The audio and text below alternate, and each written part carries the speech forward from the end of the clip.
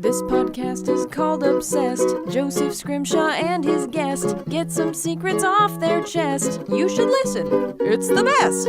Hello and welcome to Obsessed with me, Joseph Scrimshaw on Feral Audio. I am sitting in my home with a person who is both awesome and wearing an awesome shirt, Lucia Fasano. Hello, Joseph Scrimshaw. I'm very happy you're here. It's always a delight to see you and a huge thrill to say your name. Thank you. You really gave it justice. You gave it, but you weren't like, Lucia, like you gave it regular. You didn't go all Mario on me. Yeah, exactly, because there's the temptation there to go, it's a Lucia, right, and just go nuts with it. Mm-hmm. But it also, you have to give it a little bit of that in order to say it correctly, right? Yeah, so you had the right balance, because I get a lot of like Lucia and like Lucia, like they don't know. There's also Waluigi. Waluigi. That's my evil version. So your evil version is Walucia? I guess so, yeah. Nice. Yeah, look out for that. And we'll get back to your t-shirt because it has to do with your obsession. Definitely. But before we do that, I want to launch into this new segment we've been doing where we take a question from listeners. They submit a thing that they're obsessed with and then ask us a question that we can attempt to answer for them. Ooh. So our question comes from Jenna Yamada, and she says, I have a friend who is obsessed with claw machines and has to play whenever she sees one. She always collects her winnings for a while and then donates them to a worthy charity. If she chose to donate them to the least worthy cause, what would that be? So, claw machines, the winnings are just stuffed animals and giant fake nickels and crap, like monkeys and stuff, right? Mm-hmm. So, she donates them to a worthy cause right now. Yeah, from children. What one would hope. Yeah. Yeah. But what would be the least worthy cause to give monkeys and other plastic knickknacks to?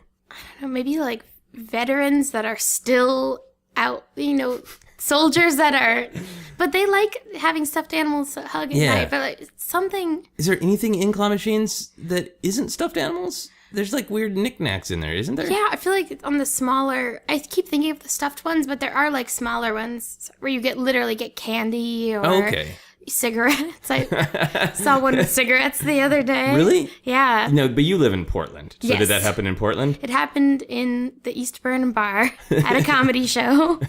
Now, do you think that the company put cigarettes in there, or was that like a fun Portland thing to do, to put ironic cigarettes in the claw machine? I think the company did that. Like it was like an adult claw machine, but there's also some bars that have like vending machines that'll have like cigarettes, condoms, drumsticks, very punk rock. But, all right. Well, that definitely changes it up. So you think that active soldiers maybe don't need. See, I think they maybe do need stuffed animals. Yeah, it would help them feel better at night to have like a minion knockoff. Yeah, stuffed animal, absolutely. Right? I think the least worthy charity for cigarettes and stuffed animals would be very wealthy children, right? That was my first thought, yeah. They have access to stuffed animals. They probably have too many stuffed animals. Yeah.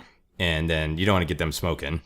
No, well... Because that's only going to make them more obnoxious if they're rich. Yeah, rich and smoking. Yeah, blowing smoke on your babies. And yeah, I was thinking about like how like the last thing you need is like giving some kid that can get the most fancy toys, just like these little poorly sewn... Oh, yeah. Thing. It's just, they don't... But maybe it would teach them a lesson. Yeah, make them a little more worldly. Right. To value crappily made monkeys. Yeah. You're a ray of light. I cannot find any negative thing to do with these claws because we keep thinking of a way to make it positive. But that is a great obsession. I would love to talk more with Jenna Yamada's friend about claw machines. But for now, let's talk about you, Lucia. Can you tell people listening who you are and what you do?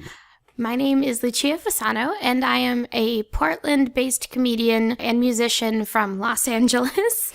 But I've been there for about 4 years, and I do stand-up comedy, and I write music, and actually I'm releasing a solo music album produced by the Double Clicks, which awesome. I'm very excited about.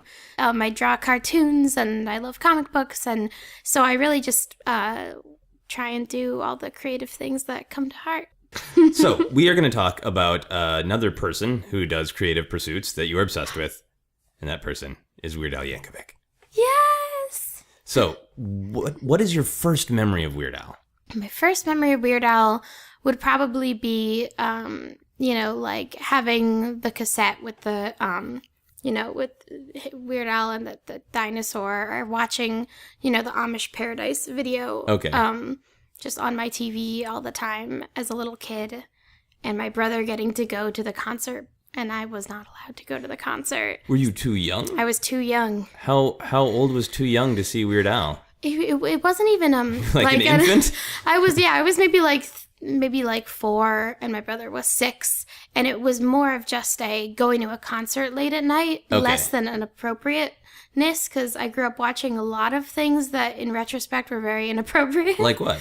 Like a lot of things that take place in crypts, or have violence, or a lot of things with predators. Oh, a lot of Crips and Predators. I don't remember that television show Crips and Predators, but I'm sure it's out there. Yeah, and so I wasn't allowed to go for that reason. But my first concert was seeing Blues Traveler, followed by seeing Meatloaf.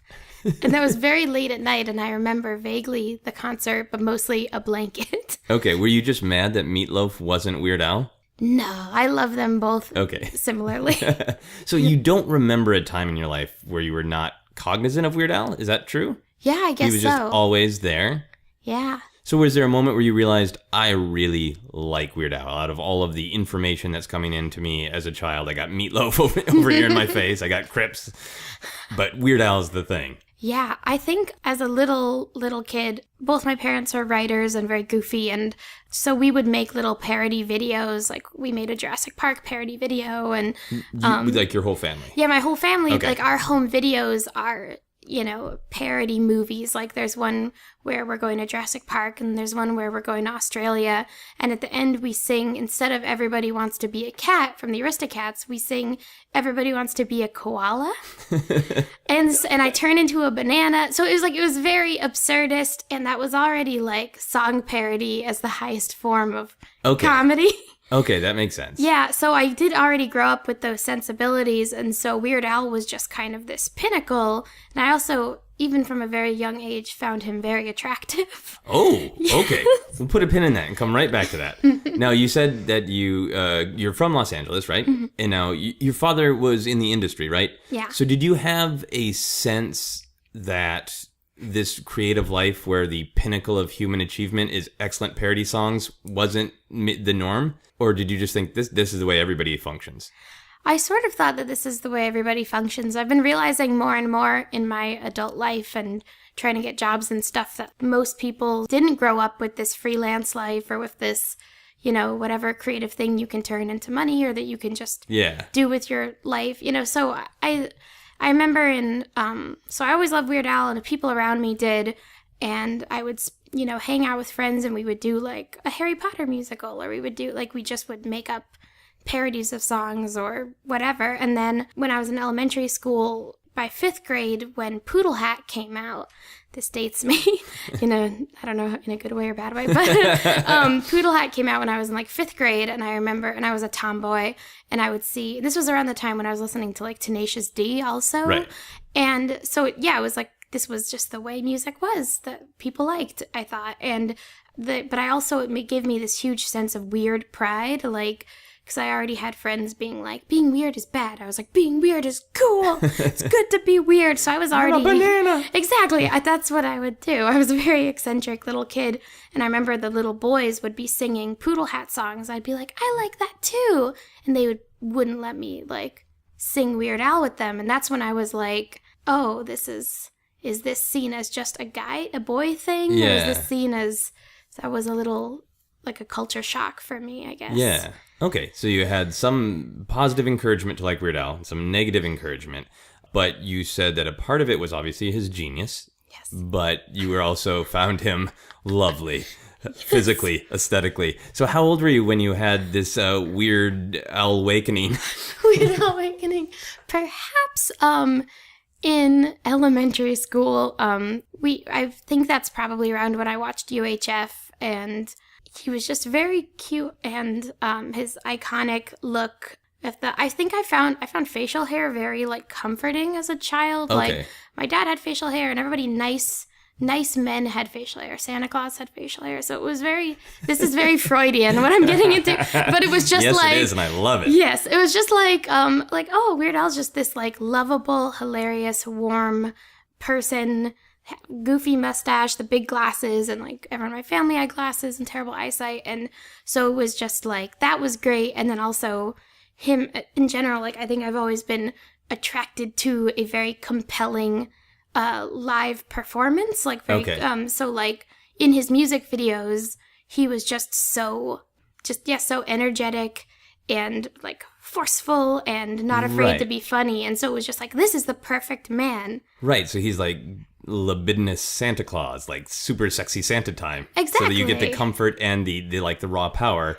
Yeah, wow. There's a bit of a taboo-ness with Weird Al, like if he's singing like a virgin, I mean, like a surgeon, he, is still doing the like sexy Madonna dances, but he's dressed as, a surgeon and stuff. So there was always this like, his songs have a bit of taboo, but they're kid-friendly, Okay. Yeah, and I don't think that he would certainly intend any sort of dancing to be legitimately sexually attractive. I think he comes from that very classic trope of men doing traditional sexy things is funny. Yeah. But you were like, joke's on you, Al. It's real sexy. Yeah. And that all came into play later when I met him, which we'll talk about later. That's good. This gives us a little bit of background. Now let's talk about you. You met sexy Santa Claus himself. You met Weird Al. So tell me about how and when that happened. Well, last year, because I do comedy in Portland, Oregon, and I've made some great friends, and a friend of mine, comedian Amy Miller, was helping. She's hilarious. Yeah, she's brilliant. And so she was working for the company where Weird Al was doing his concerts. He was doing them at the Oregon Zoo. Okay. And so I had already had tickets, and it was my first time ever seeing him. Like, it just never happened my whole life. Yeah. So when you were talking about seeing his performance, this was on television, DVDs and whatnot. Yeah. Okay. And, and even YouTube, watching old Al TV and stuff. And so I had tickets for probably like sort of the nosebleed, sitting on the lawn section. And a few days before, I was at a show backstage, and I got a message from her saying, like, would you like to MC for Weird Al? And I was like, yes, most definitely. And it was very like, there's no guarantee that you'll meet him or anything. It's just very professional, like basically like, don't be a weirdo. Right. And so I was like, yes, please. And it was so cool. They gave us like 2 passes for friends, and they moved my and my boyfriend Kyle seats to like the front row, like VIP area. Okay. It wasn't like a stand-up gig. It was just, like sort of reading announcements about the zoo and being friendly and getting everyone excited for Weird Al. Okay. And so I was still ridiculously excited and nervous. And also like, if I encounter him, don't approach him, because I was like, that's not what I'm there for, So the normal zoo rules applied to yes. Al as well as the animals. Exactly. I really didn't want him to feed him bite. Treats. Yes, it was just, no matter how much you want to feed him treats. But, and I was a little nervous when Danny Elfman was one of my childhood heroes too, like from Oingo Boingo, Nightmare Before Christmas. And so when I was a kid, I got to meet him when he was composing for Meet the Robinsons, that animated superhero movie. And it was a really awkward experience, and he was really shy and weird. I keep saying weird. And he said, like, I was a little kid, and I was like, I love Oingo Boingo. And he was like, oh, my old band.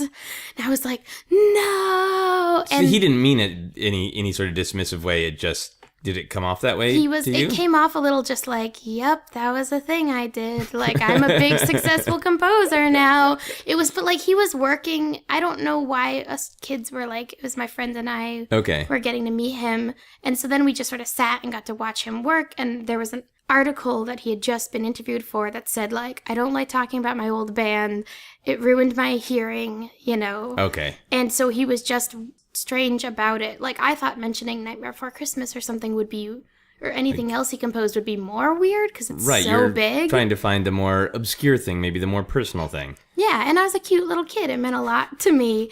But cute when kids say things like oingo boingo. It's a funny word. I'm basically a circus monkey. You should have liked it. So I was very like, I don't. So you had the oingo boingo baggage going into meeting Weird Al. So you're like, I'm not going to compliment his old albums. No. Did you pick out things to say in case you encountered him, so you had him locked and loaded and ready to go? I really wanted to basically tell him, no matter how much he may hear it, since he was seeing me in sort of a professional setting, if I did meet him, I wanted to, explain that he is so pivotal to me doing everything that I do, right, comedically and musically. And so I just sort of had that in my head. I didn't have anything I wanted him to sign. It was not about that. It was just like, wanted to have a positive experience and just thank him. So it was very like, if I meet him, I'll thank him.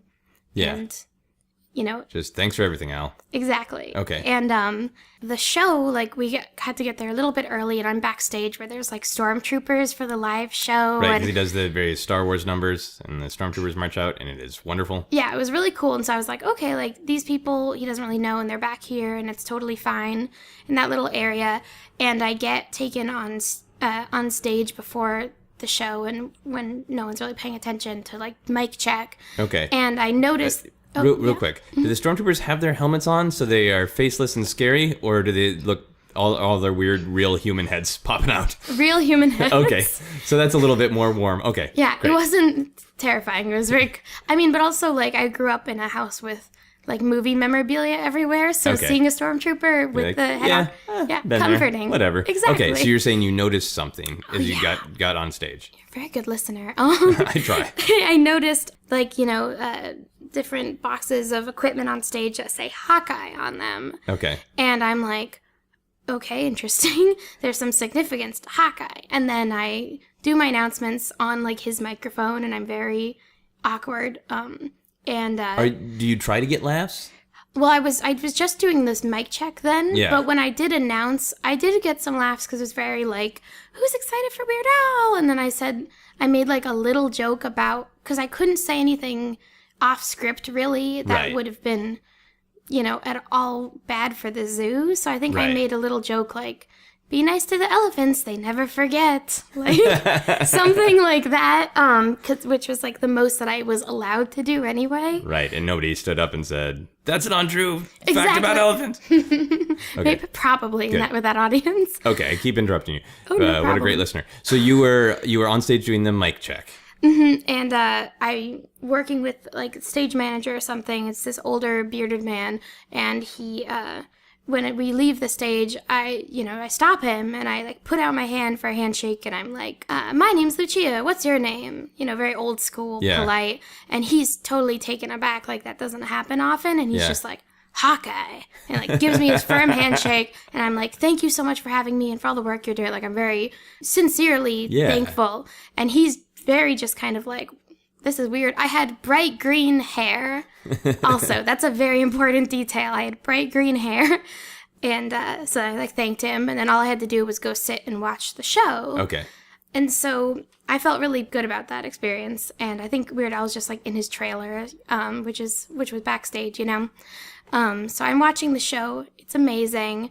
And then he does his Midnight Vultures parody, the I Want to Be Your Lover, like the Sexy Beck parody. Oh, right. Yeah, and I had actually, so my boyfriend's in like the VIP section, and I'd actually gone like to the bathroom or something, and I was starting to come back, like sort of filing in, and he's in the middle of that song, and he's entered the audience, which he does apparently almost every time he like goes in the audience and sings the various ridiculous sexual innuendos at them. Okay. And like at specific individual people, right? Yeah. Okay. And he's dressed in like a flaming neon like suit too. So I'm like just watching and really happy, and I'm trying to get back to my seat, and I'm a couple rows away from my seat, and Weird Al turns and he just like spots me and just like looks at me. Oh, he just laser drill eye. Yeah, laser contact. drill eyes, sees my green hair, I assume, which is like the way to recognize me. And like my Twitter, I'd been tweeting, I'm posting for my hero Weird Al, like, Yeah. And he's very tech savvy, as you can tell from all of his songs where he raps about technology. So he's like really savvy on his phone, but he has millions of followers. So I thought that my tweets were just going to my Twitter followers, that he wouldn't really read them. So he like spots me in the audience after he's saying to someone else. He just like sort of like zooms up to me and puts his hand on my shoulder and looks me right in the eye and goes, Lucia. And it's like on the big speakers, screen. yeah? The speaker it's on and the screen. It's on the screen. Like everyone can see him just like, and he's like, hope I'm not being forward, but do you mind if I chew on your butt? And I'm just looking at him like, is this a fucking dream? And I just stood there like, yeah, like, or no? I didn't say anything. Did you try to say yes with your eyes? Yes, with my eyes. I tried to be you may smooth. chew on my butt? Yes. Because I was, playing along with, of course, that was why. But, and he has this look on his smile, like he knew he just blew my fucking mind. You can say fucking on the podcast. Oh, okay, cool. You could tell that he fucking knew. I'm going to say her name and like a psychic. Yeah. And freak her out. With joy. Yeah. So, like, that was very cool. Yeah. And then he, like, moved on to the other people. And it was like, he must have, I feel like, and he pronounced my name properly, which nobody really does. Yeah. So he was like, I feel like Hawkeye was like, whoever's emceeing was very polite and had green hair and her name was Lucia. And he probably was like, that's the person that's been tweeting. I'm going to be, and then he recognized me and kind of put the dots together. Yeah. You know what I mean? It speaks to his amazing acumen at live performance, that he is so precise, and then within that precision of having done something a million times, to be able to recognize something happening in the moment, calculate whether or not it works, and to do it, that's just amazing. It's one thing to do improv, and it's one thing to have like a super, super scripted performance. And I think he does have a super scripted performance in certain songs he's been doing forever on the road. Yeah. So to be able to be really playful and sincere and kind and deliver this big human surprise in the middle of that is kind of mind-blowing. It's mind-blowing. It spoke to his kindness toward me and just his overall brilliance. I mean, it's like I have trouble even recognizing my friends on the street. Like the idea that he was like, person with green hair and cat-eye glasses, this must be Lucia, and he remembered how to pronounce my name. And like, it had been an hour since he probably was given any information about me, and he had just been performing. It was like halfway through his show. So it's just like, what a person. Yeah, I like to imagine he has a series of spies. Like maybe Hawkeye wasn't even actually doing anything in venue. He's just a spy. He's reporting back to Weird Al. Yeah, maybe he's an actual hawk. Like he transforms and he watches the show from overhead. Obviously, you have a boyfriend now. Was it obviously it's a like great moment on many levels. Was there anything of the old Al sex appeal that affected you in that moment?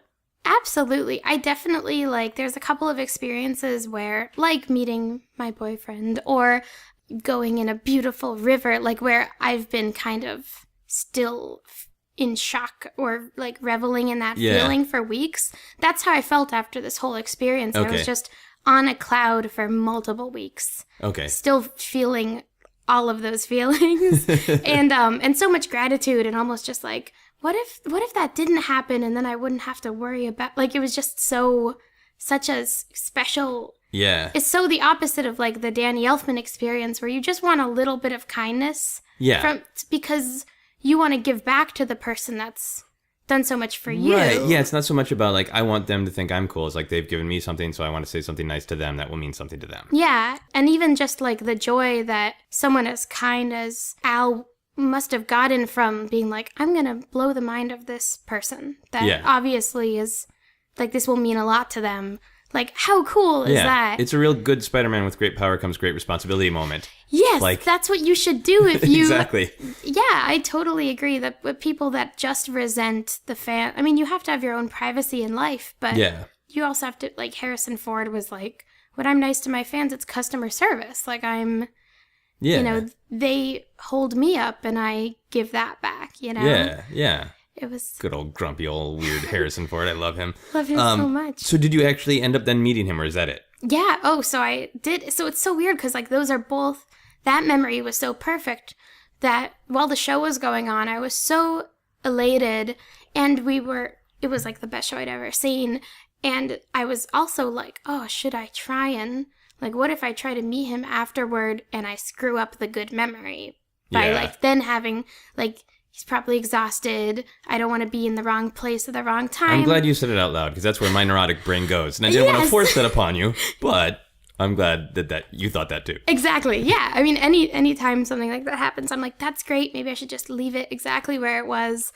And, so like the show ends and it was amazing, like extra long finale. And we had friends that we came with and we gave them the tickets. So they were totally fine waiting. And they love Weird Al. So I was like, okay, I had a backstage pass. Yeah. And so I was like, I'm just gonna, I guess Kyle had to be like, yeah, please, you should go you for must this. Go. Yeah. Kyle's your boyfriend, right? Mm-hmm. Okay. And so I went backstage and like on my sort of walk over, I saw a couple of the different band members and, his lifelong band members. So I was like, stop them and thank them for what they did and how much I appreciated it. 'Cause they just look like regular guys. Yeah. Like they're just dressed completely regularly. And then I waited backstage and there was like, just like little couch areas, but I still was trying to be completely unobtrusive, and like Bermuda Schwartz, his like longtime musician, was there, and the drummer. I think he's the drummer. Okay. Yeah, and he just doesn't get to show off his shorts when he's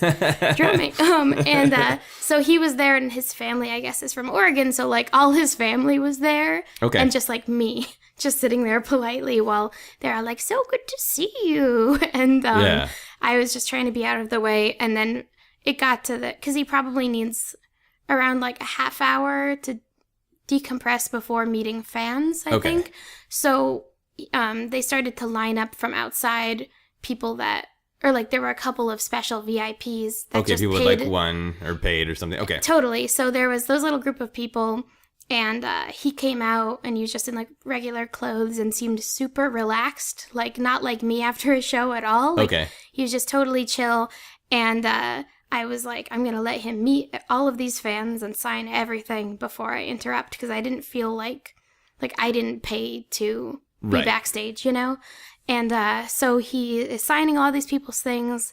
And I'm just kind of standing there like with my arms at my side, like just very like polite and out of the way, and he finally like turns to me, and he hadn't finished signing everybody's things, but like he just saw me as he just sensed your presence. Yeah, sensed my presence.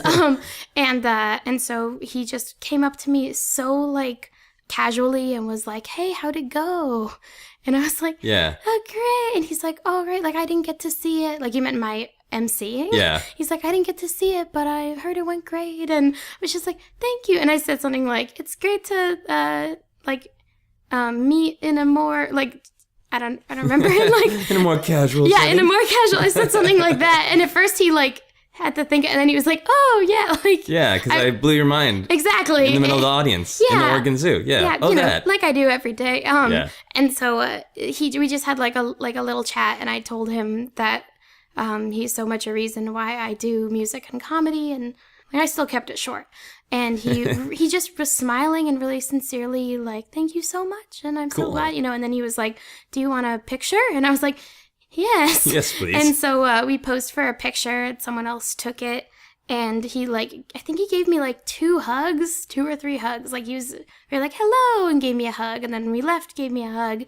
And I'm like, well, thank you so much. I'm leaving. And he says, but while I'm leaving, he says, and good luck with Catty Bees. Okay, so he had researched you, because Catty Bees, for people who don't know, is your video series on my YouTube web series, that you do with Angela Weber of the Double Clicks, right? Mm-hmm.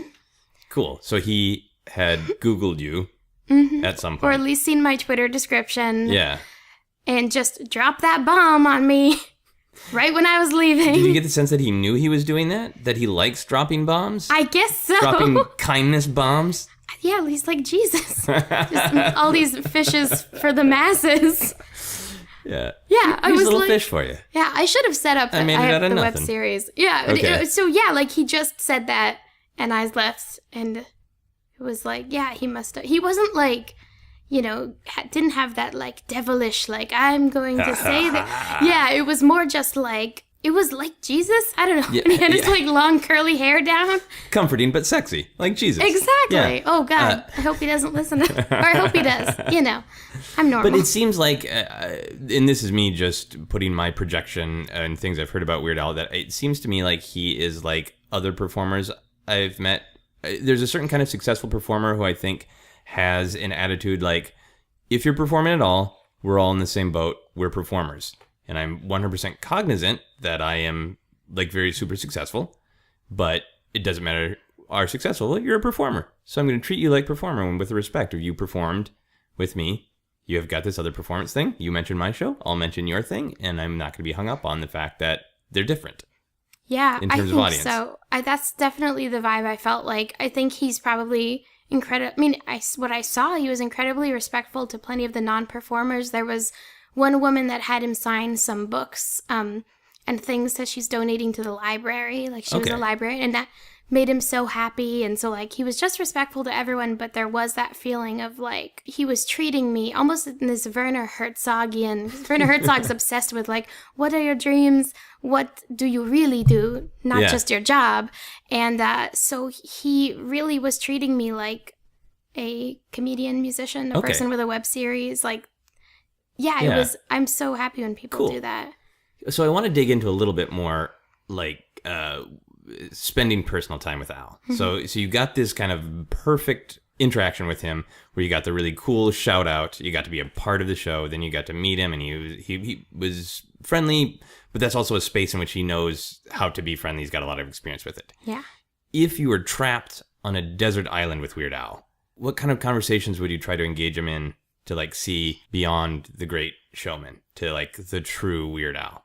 Oh, I'm not sure. I listened to his WTF with Mark Maron. Okay. And that's basically being on a desert island for an hour, right? Yeah, but it still wasn't, like, I didn't come away with it feeling much like I knew him. You know, like, it was still, I almost felt like that those two guys wouldn't necessarily, in general, get along. Like, Did Mark Maron try to ask him about masturbation or some, like, deeply not real Weird Al thing? Yeah, it was just kind of like, it felt sort of like an overview of, like, his history or thing, you know, like, there wasn't any guard down as far as I knew. And Weird Al and I have both lost parents, you know? I think we both have that. It's inspired me to see that even despite that darkness, that he didn't release, you know, his angry album or his dark album, you know, like, that would have been cool, but you know, so I feel like, I don't know, I feel like I'd be interested in talking to him about art and, you know, parenthood. Like, he's got a little daughter, and I don't know, philosophical things, just so there's not so you would engage him on just a wider range of insightful and interesting topics, and then also, you know, how to survive on the desert island. But do you feel like there is a part of him that he's holding back that you'd like to get to? I mean, it's like maybe the darker side, or maybe just because doing musical comedy for so long is such a specific, like, a lot of the jokes are about sort of basic human nature, like a person that's selfish, a song about a person that's lazy, a song about a person that's, you know, it's sort of like a lot of the songs are about different 7 deadly sins or about pop culture. And so I feel like I try to sort of, like, get to know what he actually likes that's not revolving around pop culture, you know? Okay. So you would maybe want to see what he likes when he's not trying to please an audience. Yeah. And then you want a little bit of darkness? Would you want him to swear? Would you want him to say something mean about someone just to know that he can? I guess so, yeah. Am I putting words in your mouth? Maybe. But, I mean, it would be fascinating. Yeah. Any other desert island requests of Weird Al before we move on from the desert island? I would like to sing together. That would be very cool. Oh, okay, cool. Yeah. Cool. And speaking of the darkness, like, I know that First World Problems off the recent album had Amanda Palmer on it, and then Amanda Palmer of the Dresden Dolls had him sing backup on her album Evelyn, which was like a sort of dark and funny concept album about conjoined twins that were in the circus and stuff. So he sang backup on that, and so I would be interested in, like, the real, you know, music that he likes, and the type of projects or things that he likes that don't necessarily line up with his image. Like what he likes aesthetically for himself to listen to? Yeah. Okay, cool. And like, it's like, did he ever want to write an opera about, you know, a monster? Like, I don't know. Maybe. Yeah. That's a great answer. So you get him on the desert island. Yeah, talk to him about philosophy. Maybe ask him to swear. Maybe ask him to say something mean. But then just kind of find out what album he'd like to take with him to a desert island. Yeah, I guess so. Perfect. It all lines up. I have a weird question about your favorite Weird Al song or lyric. If somebody came to you, a mystic force, and said you must get a Weird Al lyric tattooed across your arm, is there a specific song or lyric that means a lot to you that you would go to? Oh my God. Everything is blanking. Would you just want his entire playlist? Yeah, His entire discography? playlist. Yeah. Maybe a poodle hat. I had a poodle growing up, and so I've always been drawn to that. So the song Poodle Hat is just about a poodle that has a hat? A poodle that is a hat? I don't think there is a song that is called Poodle Hat, but Okay. the album is like him with his poodle on his head, like a hat. So yeah, I mean, I think something from Amish Paradise would be cool, or like an image from Amish Paradise. Now, why does Amish Paradise speak to you? Because it's the one that you grew up with? It's a funny song, but it's not like bonkers. It's like very like it almost feels like it's just a real song by Amish people. It feels yeah. So like, and the music video is just like flawless to me. Cool. Yeah. So as you're getting older and you do comedy music yourself, I think Weird Al has moments where he is, like you said, he is attacking or pointing out a flaw in the human condition. So he has some to me, deeper, maybe sort of slightly darker jokes, and then he does just have like super wacky. He still does super wacky comedy, and he makes it work. Of like, I put a poodle on my head, like Yeah. So as you're getting older, do you gravitate to some of the more darker stuff about like the flaws of humanity more than having a poodle for a hat? I think so. I don't write a lot of comedy music compared to just serious music that I write. Like, a lot of my serious music still feels inspired by the darker sides of it. Okay. And just in general. Darker sides of life or darker sides of weird?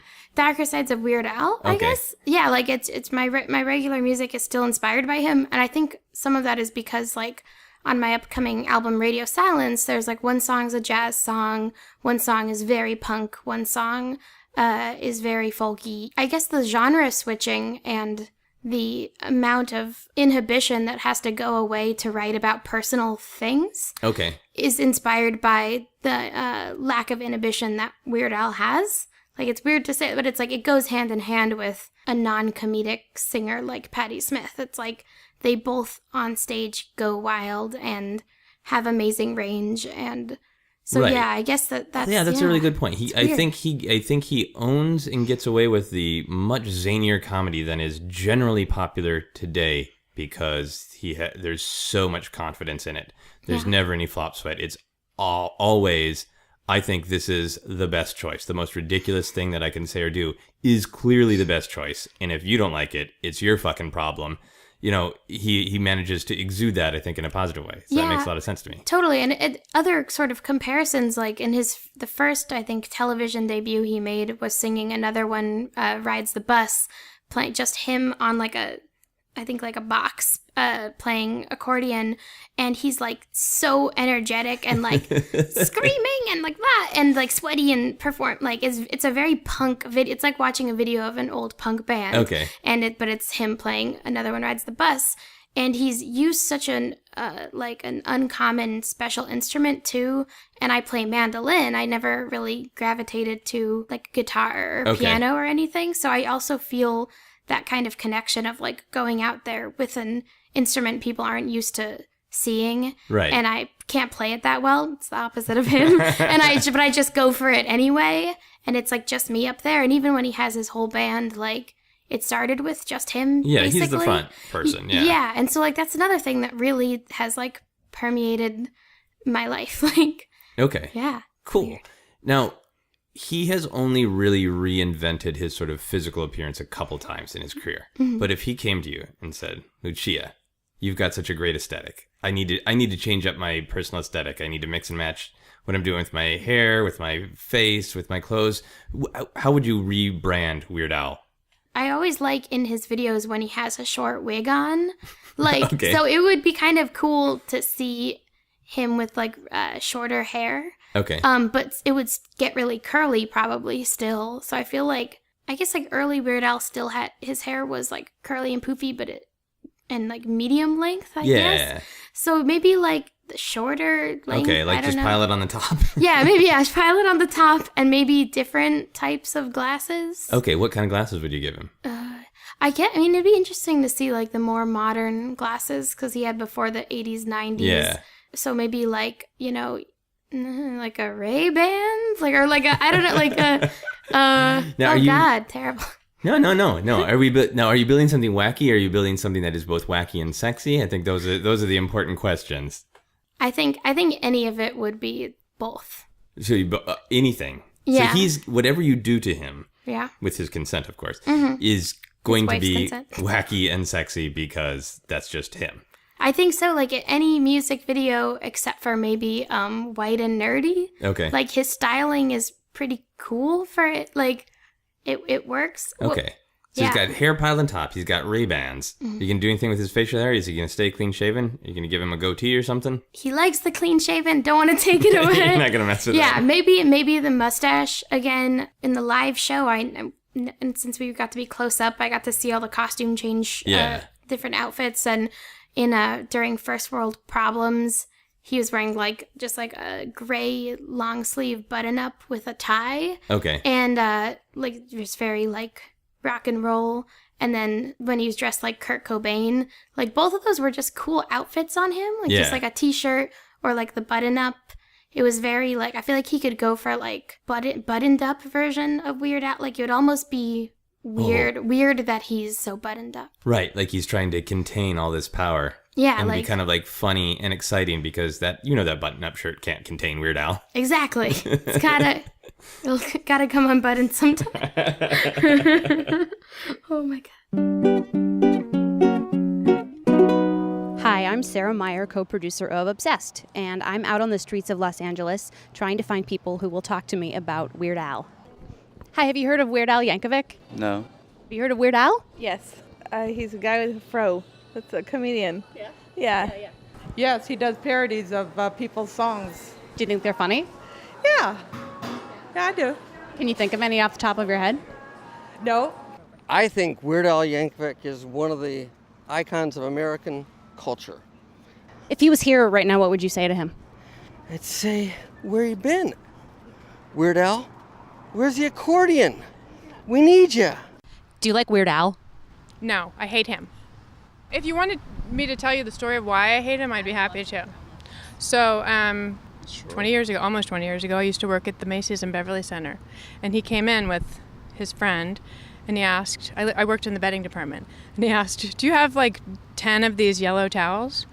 And I went back to the stockroom, which was huge, till the ceiling of towels, and I dragged out yellow towels, and I brought them out to him, and he goes, okay, thank you, and he walked away. True story. What do you think that was about? I think he was messing with me. He was playing a little game. And I was like, really?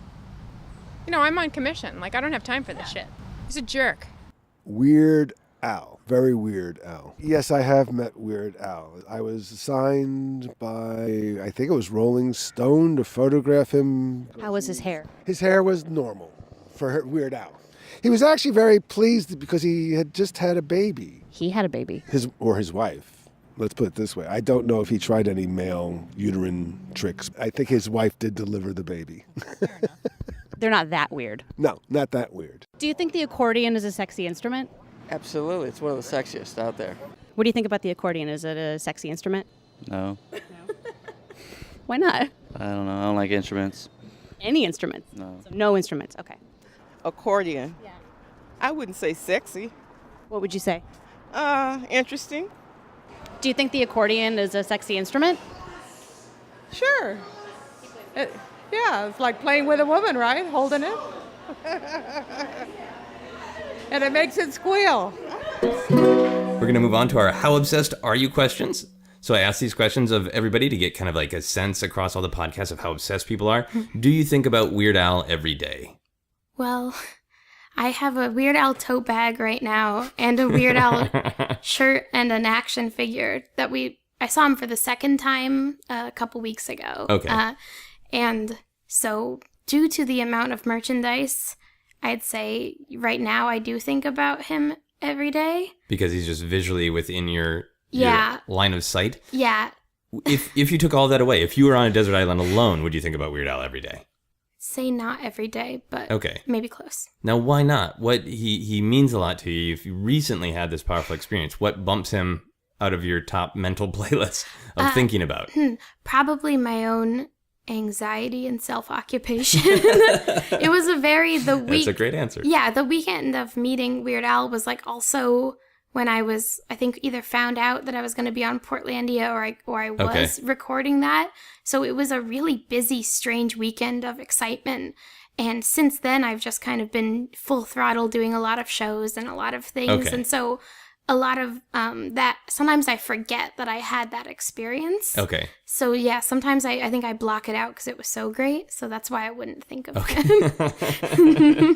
Have you ever had a dream about Weird Al? I don't think so. Okay. Maybe a stress dream like, I gotta go be the MC or like something like that.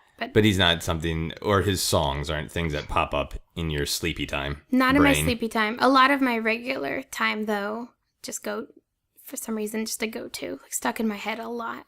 Yeah, when you came here to my apartment, and I let you in, you were staring off into the horizon, which I love. You were eating, I think, a pastry of some kind and staring off. Yeah, lemon bar. A lemon bar. Were you thinking about Weird Al then? No, but I was thinking about this area of Hollywood that I used to live in, and I did run into Weird Al actually in our neighborhood, but this was years ago. Okay. He was with his family, and I didn't disturb him or anything. So you saw him I from saw afar. him, yeah, and then we bought a vinyl of Al in 3D across the street from Meltdown, but like I saw him, and it was like, wow. So like I do just associate this area with all of that kind of right. So stuff. that just like that Weird Al could be around any corner. Any corner, yeah. Okay. I just had to be prepared. I'm gonna look for him. Yeah, you should. See if he's buying anything interesting at the grocery store. Would you dress up as Weird Al for Halloween? Yes, I have some friends that have done it pretty well. Okay. I'm more curvy than Weird Al. Despite how much he like undulates and contorts his body, I'm more curvy. But now that I have this tacky shirt too, like Right, I brought up your shirt right at the top, and that brings it home. Yeah. Mm-hmm. So, and that's from the most recent album, right? Yeah, most recent album and most recent concert. So obviously you like to have Weird Al stuff on your person. Mm-hmm. So you have friends who dress up as him. Mm-hmm. Would you want to? Is that a thing that you would like actively want to do? Of like, that's a way to connect to this person. I want to be him.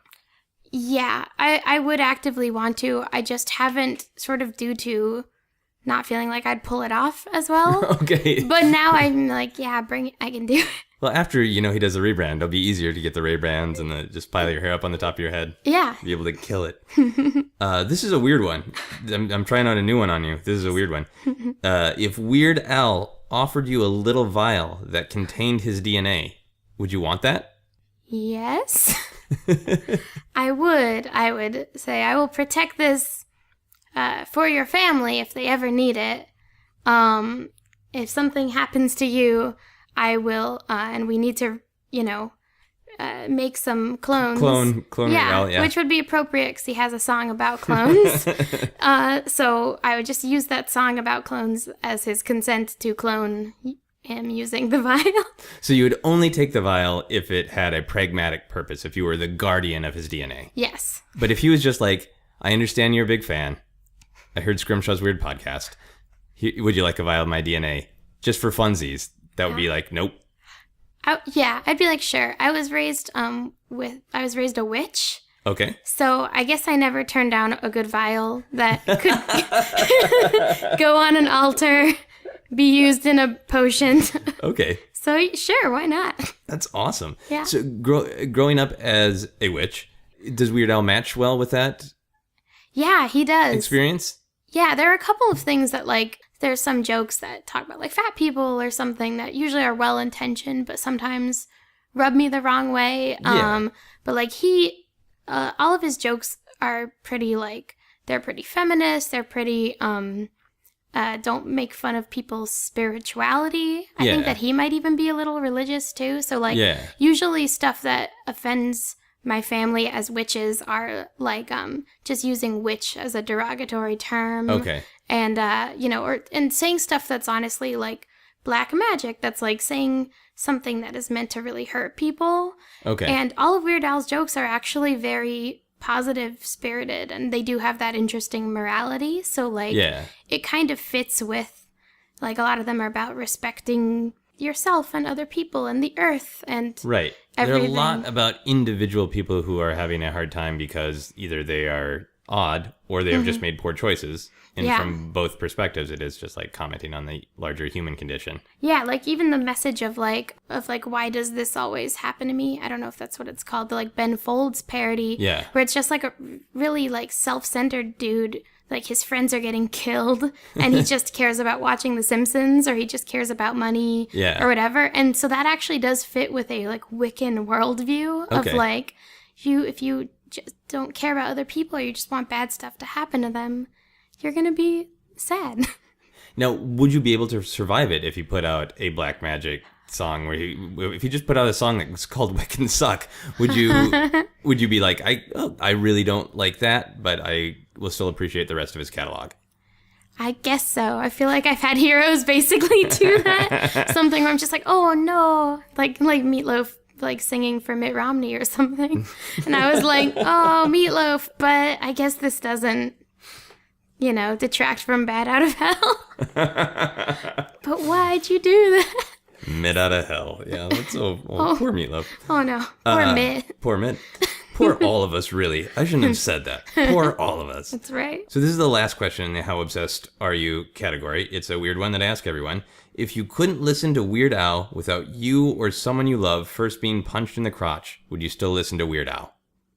I would still listen to Weird Al. I mean, which just doesn't line up with the Wiccan morality, but I have some people that I love that could be punched in the crotch.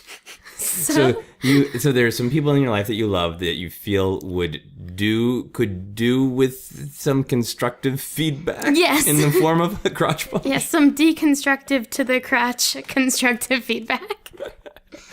Okay, so would you try to communicate to them the complex reasons that this is happening? That like, well, there's some mystical force that is making it so that the crotch punch must be paid before I can listen to Weird Al. I'm going to listen to Weird Al. I chose you because I feel you've been behaving poorly about X, and this is karma. I think so. I mean, my family is very supportive of, I think it's part of the, like, growing up with, like, creative family types where, like, we, for some reason, really do value, something like one of our creative heroes, or even just, like, a bit of, success in your creative field. Like, if they were like, okay, if this is really what needs to happen so you can listen to Weird Al because we know how important your music is to you, then I think they would go along with it. Right. Weird Al is your muse sometimes, right? Yeah. So you have to be able to listen to your muse. They Cool. would sacrifice. Can you make a noise to sum up your obsession with Weird Al? Papa poker face. Papa poker face. No, and that's the accordion version of Poker Face by Lady Gaga? Yeah. Why does that one, of all of the Weird Al noises, why does that one capture Weird Al for you? Yeah, I could have made some sort of one of his token sounds. Yeah. And then I was like, no, that would be embarrassing. So instead I moved on to the less embarrassing slight singing of a polka. That's great. I've been rating people's obsessions. So it is a number out of 7. 7 is the max. Mm-hmm. And then just to give it flavor, I like to say it's 7 something. So I'm going to say out of 7 polka medleys, how obsessed are you with Weird Al? And I think I'm going to say you are 4.5 polka medleys obsessed with Weird Al. Okay, I will agree with that because that sounds healthy. That sounds like a good...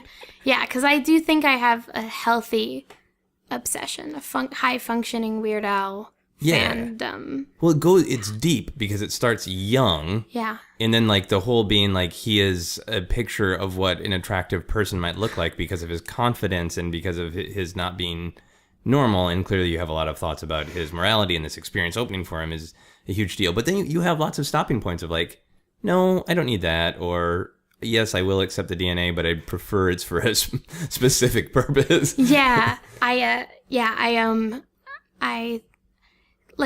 think that maybe because he's so influential on who I want to be as a person, I do sort of have that healthy distance where I'm not trying to, that was such a great experience meeting him. And of course it was like, wow, wouldn't that be so cool? And But like, it's like now I can continue to fulfill my destiny, and just like, it's less of a, like now I need to know what he's doing every 5 seconds. Like, it's not that type of You don't want a camera in fandom. his house, yeah. No, yeah. Yeah.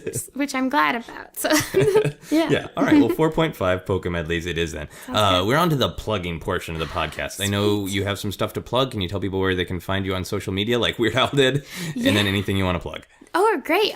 So you can find me on social media at Lucia, Lucia _Fasano, Fasano. That's my Twitter. And then my website is luciafasano.com. My Instagram is the same as my Twitter. I have a Facebook page that you can find at facebook.com/luciafasanoart. I'm putting my album on Bandcamp, which will be luciafasano.bandcamp.com, and I currently have a Kickstarter going for my solo album Radio Silence, that is being helped put out from the Double Clicks Records, their new record label. And yours is the first album on their label that's not Double Clicks, right? Mm-hmm. Awesome. Yeah, I'm really excited. We're going to go on a West Coast tour in September. Cool. So all of that information is on our social media, and the Kickstarter met our goal in the first 12 hours. So the rest are stretch goals right now, and I've been posting like funny videos if we make it to the next goal. Like, I'm going to post a Simpsons song. I'm going to post cat videos, and so you can get t-shirts and tote bags and the album, and I'm very excited. That's great. Yeah, you're in a great position to just stretch like hell, right? Yeah, I'm stretching. Stretching like hell. That's my favorite Meatloaf song.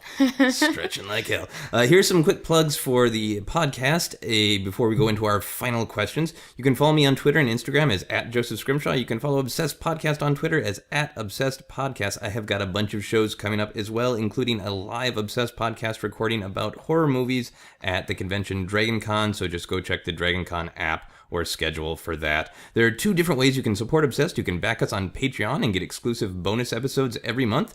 For full info on that, go to patreon.com/Joseph Scrimshaw, or you can support all the podcasts on the Feral Audio Podcast Collective by shopping through our portal. You just go to feralaudio.com, click the Support Our Artist button, and shop on Amazon, and some of the money will go to supporting Feral Audio. Lucia, if people did this, what should they buy on Amazon? Is there like a Weird Al body pillow? Oh my god. The action figure. There's a new action figure. Oh, okay. That comes with like new head and old head. Oh, wow. Yeah. Yeah, and then I know there are people out there who craft their own action figures. They can make your new head that you designed with the Ray-Ban. Yes, exactly. They can just add it on themselves. Great. Are you ready for the final questions? Yes, I am. Okay, they don't have anything to do with your obsession, but they can if you want. All right. Which would you rather be able to shoot out of your hands, lightning or printer ink? Oh, printer ink is expensive. It really is, isn't it?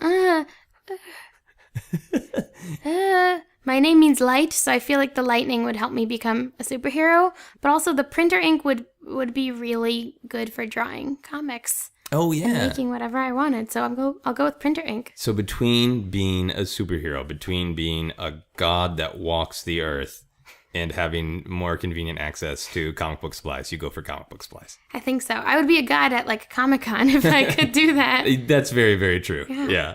They call me like the inkwell. Yeah. It's very expensive. It's so expensive. When you're visiting LA, I would be like, could you please come over and magenta my goddamn printer? Because it's... All right, next question. If you were an international spy, what might your code name be? Besides Inkwell. It's a good one. Code name? Not American. That is a great, wacky spy name. Thank you. Hello, I'm not American. Believe me. The final question for everyone on the podcast is, what is happiness? Oh, that makes me want to cry. Because I was already staring wistfully earlier. Jeez. Oh, man. Now stare wistfully inside. Oh, I'm trying. Happiness, for one, it's definitely that feeling that I had at the Weird Al concert. It's happiness to me is definitely music and art that you love. Sharing it with people that you love, or just taking it in individually, and just having something that makes you feel a bunch of feelings, that makes you feel good about yourself. And that's why I love art so much. It's like happiness are, people that you love, but also art can give you that singular personal love where you don't even need anybody else. Like Okay. You just have that. That makes sense. Yeah, so finding that moment of personal bliss when you create something that has not existed before. Yeah, for me, it's creating something that hasn't existed and seeing like this has the capacity to bring feelings to somebody else. Right. Or taking in art that I really love. Like those sensory pleasures like are the most, I think can instill the most happiness. Right. To me. Right. Before there was nothing, and then there was a strange weird man with an accordion. Yeah. And that is happiness. Mm-hmm. That is a great answer. Thank you very much. Thank you, Joseph. That is our podcast. You've been listening to Obsessed. Joseph Scrimshaw and his guest shared some stories with the rest. Rate 5 stars if you're impressed. This is one of my favorite Weird Al things. I'm going to the, I am going to the hardware store.